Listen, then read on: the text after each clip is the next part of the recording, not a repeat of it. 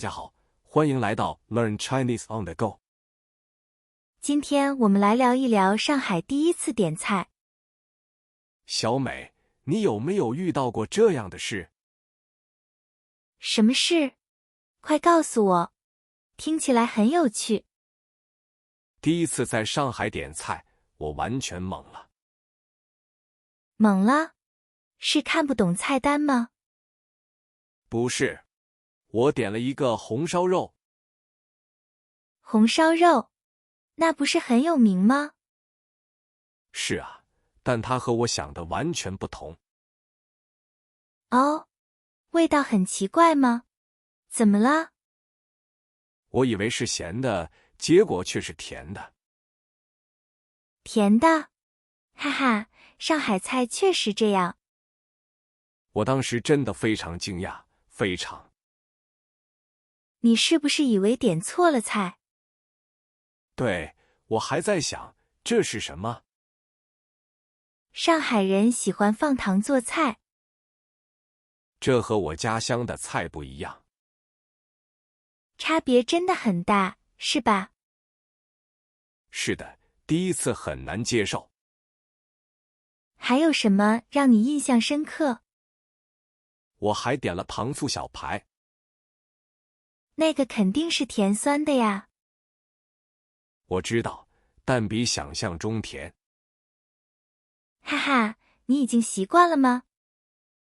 后来慢慢习惯了，还爱上。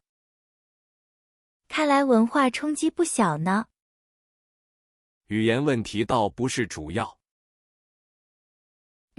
菜名都认识，但味道……对，文化背景很重要。你第一次点菜怎么沟通？菜单有图片，我就指着点。图片很有帮助，对吧？非常有用，不然真麻烦。服务员会推荐菜吗？有时会，但我不一定懂。那你怎么办呢？就猜。我会问这个辣吗？这个辣吗？很实用。还有这个是什么肉？问清楚比较好。第一次总是有点紧张。怕点到不喜欢的，对吗？是啊，又怕花很多钱。价格也是一个考虑因素。第一次去餐厅，心情复杂。我懂，想尝试又害怕。所以我第一次很小心。小心一点总是对的。你第一次在上海点菜呢？我是看别人吃什么。哦，你是学别人点菜。对，跟着点热门菜。这个方法也不错呢。至少不会踩到雷了。慢慢就学会看菜单了。味道和名字很有趣。是啊，以后多尝试。我觉得很有意思。这是一个不错的经历。也是了解上海文化。对，从味道开始了解。以后我们一起去吃。好啊，下次带你去老店。老店的菜单一定更特别。对，有些名字很古老。比如，有什么好玩的？比如生煎馒头啊。生煎我知道，但馒头？对呀，它明明有肉馅。第一次听到时很奇怪。哈哈，这就是语言的乐趣。上海话里馒头是啥样？以前北方没馅的酵母。哦，原来是有历史的。对，南北饮食习惯不同。那外地人肯定会弄混。没错，是个小陷阱呢。我还想知道老虎脚爪。哇塞，这个名字真形象。但它其实是一种点心。没错，脆脆甜甜的。第一次吃感觉很惊喜。这就是菜名的魅力了。光听名字很难猜内容。有时是典故，有时是形。是啊，像个文字游戏。哈哈，特别有趣，是不是？很多菜名里都有讲究。你有没有发现一个现象？什么现象？快说说看。上海菜里红色菜名特别多。真的吗？我没注意过呢。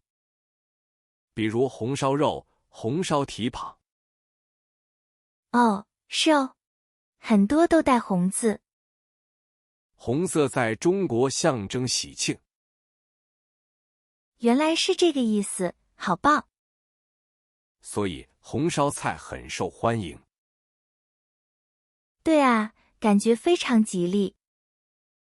如果一个菜名很奇怪，比如烂糊肉丝这种。哈哈，对，你会点吗？我会犹豫，可能不敢。那你就错过了美味。真的吗？它味道如何？软糯鲜香，很下饭的。哇，下次我一定要试试。别忘了，上海还有小吃。小吃？那菜单又不一样了。比正餐更考验眼力。哇，听起来就很有趣。还有些老字号藏得很深。那我们下次继续探险吧。好啊，那些老店真的难找。是啊，要靠本地人指路吗？对，或者看门口排队的人。哇，排队就说明非常好吃。这就是口耳相传的力量。口耳相传，特别有意思。有次我被推荐一个面馆。怎么样？是不是很惊喜？它躲在居民区里，很旧。哎呀，这种地方最地道了。菜单只有几样，还是手写的。哇，那要怎么点菜呢？我直接指着图片说要这个。哈哈，很直观的办法。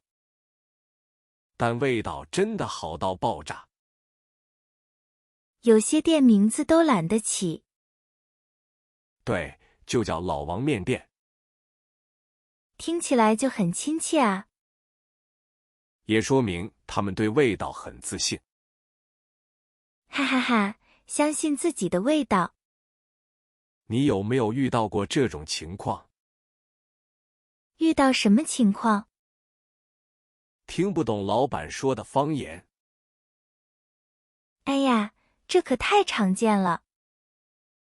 你一般怎么应对呢？我会先笑，然后慢慢问。这是个不错的办法。有时他们还会教你几句呢。哇，那不是学到了新东西？没错，这是非常有趣的过程。这种老店还会有拼桌现象。拼桌，就是和别人一起坐。对，很常见的用餐方式。哇，这在国内蛮特别的。上海很多小店都这样。有没有遇到什么有趣的事情？有次我跟一对老夫妻拼桌，聊起来了吗？他们给我讲了很多老上海的故事。哇，这才是真正的体验。比吃东西本身更重要呢。是啊，美食背后的人情味。语言也因此变得更生动了。感觉听到了很多故事一样。没错，很有生活的气息。看来下次任务会更艰巨了。不只是找店，还有季节菜。季节菜，那又不一样了。对，比如春天的刀鱼面。哇，那我们下次聊聊时令吧。好的，时令菜水很深。对啊，名字都很有诗意。不光是名字，食材也挑剔。比如春天的刀鱼就难找，而且季节短，要抓紧吃。我上次想点腌笃鲜。哦，那个汤菜真的非常经典。但服务员说要等很久。可能要现熬，很费时间。对，当时急着吃别的。我有次被走油肉吓到。怎么了？名字听着不错。以为是素菜，结果是红烧肉。哈哈，这名字太误导了。上海菜名字真有意思。走油是炸过再炖。学到了，怪不得油光锃亮。很多菜名都有典故呢。需要了解背后的故事。是啊，才能真正理解。还有些本地的叫法，比如把饭叫米饭，或者把馄饨叫大馄饨。哎呀，这种说法有点绕。刚来上海时，我经常蒙圈。那你觉得这种叫法有何深意？可能是为了区分大小吧。比如小馄饨和大馄饨。对，大小不同，馅料也不同。你有没有遇到更特别的？我有次点咸蛋黄。然后呢？听起来很正常。结果服务员用上海话问。哇，那听起来一定更难懂了。我只能靠比划，太囧了。上海话里很多语气词，听起来确实是特别软糯。对，也代表一种亲切感。感觉很礼貌，很地道。学习一点点很有帮助。还有那种特别的拼桌文化。那确实是上海老店的特色。有时会和邻座聊天。这也是一种社交方式。融入当地生活的感觉。说到融入，点菜时还有些什么特别的挑战吗？比如遇到没有菜单的店。啊，那这种情况该怎么点啊？只能看邻桌，下次我们聊聊。看邻桌，是看别人吃什么吗？对啊，看他们点的，你就指一下。哇，这真是非常直观的方法。有些老店，菜单真的就只有几样。哦，就是那种口口相传的店。没错，而且他们每天菜品很固定，所以大家都是熟门熟路地来。甚至不用说话，直接指一下。有点像盲点，但又不是盲点。哈哈，没错，你点我吃的就行了。第一次去，我肯定会特别紧张。我就有一次看着隔壁点了生煎。然后你也跟着点了生煎，对吗？我指了，阿姨问几两，我愣了。计量，这又是什么新的说法？上海点生煎包一般按两来算。一两是多少个呢？大概是什么两？通常一两是4个，足够一个人吃。哦，原来是这样，我还以为是称重。哈哈哈，不是称重，是数量单位。这可太有意思了，完全没想到。很多地方都有这种独特的计数法。是啊，比如面条也分粗细宽窄。对，北方吃面会问你过水吗？哇，北方还有这种说法，好新鲜。你觉得在上海点菜还有什么？我觉得是语速，阿姨们语速快。确实，本地人交流语速特别快。我常常听不清，只能傻笑点头。别担心，他们其实很有耐心呢。真的吗？我感觉他们很忙碌。他们看你是外地人，会更照顾。哦，这倒是挺暖心的文化细节。还有点菜时要直接说，不要犹豫。犹豫会显得我们不够果断，是吗？倒也不是，主要是耽误后面的人。人多的时候，效率确实很重要。有些店还会有限定菜，卖完就没有。哇，那就是要抢着点，手速要快。对，比如季节限定的蟹粉小笼包。听起来就好诱人，必须得吃到。不过这种通常要靠经验才能知道。经验啊，那我们还得再去几次。没错，你有没有遇到过付款的问题？付款，是不是不能用现金了？差不多吧，现在都是手机支付了。但有些老人家可能习惯用现金。这也是一个值得聊的话题呢。还有那种特别的打包文化吗？哦，打包。下次我们深入聊聊这个。包裹食物回家很常见吗？在上海，大家很习惯打包。是不是因为菜量都很大呢？有些店菜量确实不小。那要怎么说才能打包呢？就说麻烦打包一下。简单明了，不错不错。还有点菜时要不要问价格？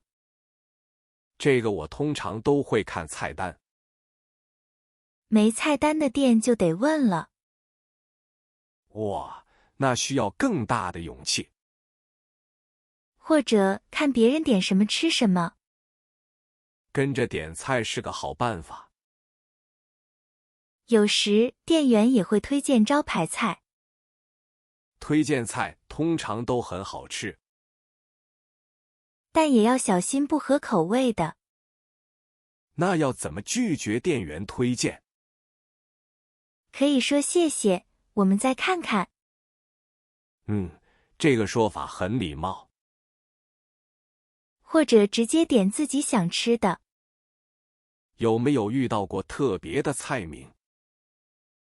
当然有，有些菜名很有趣。比如佛跳墙这种吗？那个算比较出名的。听名字就觉得很厉害。还有些谐音梗的菜名。谐音梗，那一定很 local。对，需要一些文化背景。我可能就直接放弃了。但多问几次就能明白了。问清楚是最好的方法。点菜也是一种文化学习。每次都有新的发现和挑战。是啊，特别是第一次点菜。感觉就像一场小小的冒险。哈哈，冒险成功会很开心。对，吃到美食就值了。这次聊了很多点菜经验，从付款聊到打包，很全面。是啊，真的受益匪浅呢。我觉得点菜像一场冒险，是一场美食文化探索。每次都有新的小惊喜。那么，大家第一次在上海点菜时有没有闹过笑话？欢迎在评论区分享经验。也可以告诉我们你的心得。上次提到打包，下期细说。还有更多餐厅小知识。